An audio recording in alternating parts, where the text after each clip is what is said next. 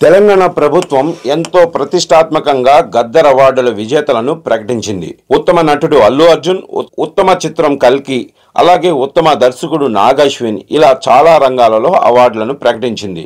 విజేతలకు ఎవరికి వారు వ్యక్తిగతంగాను అటు సోషల్ మీడియా వేదికగాను అభినందనలు తెలుపుతున్నారు.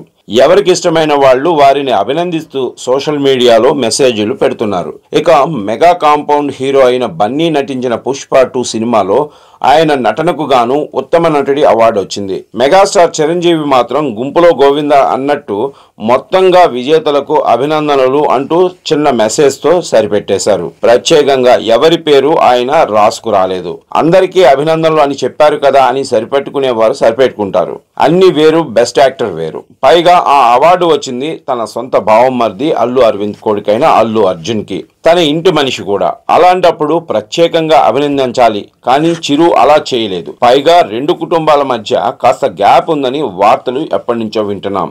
ఇలా చేస్తే అలాంటివి మళ్ళీ జనాలకు గుర్తుకొస్తాయి అన్నది మెగాస్టార్ కు తెలియంది కాదు. మెగాస్టార్ తన ట్వీట్ బన్నీ అభిమానులకు నచ్చిందో లేదో తెలుసుకోవాలంటే ఆయన చేసిన ట్వీట్ కింద ఉన్న కామెంట్లు చూస్తే చాలు. ఇదే చరణ్ కు బెస్ట్ యాక్టర్ అవార్డు వస్తే కూడా మెగాస్టార్ ఇలానే హోల్సేల్ గా ట్వీట్ చేసి అభినందించి ఊరుకుంటారా అన్న ప్రశ్నలు కూడా వినిపిస్తున్నాయి.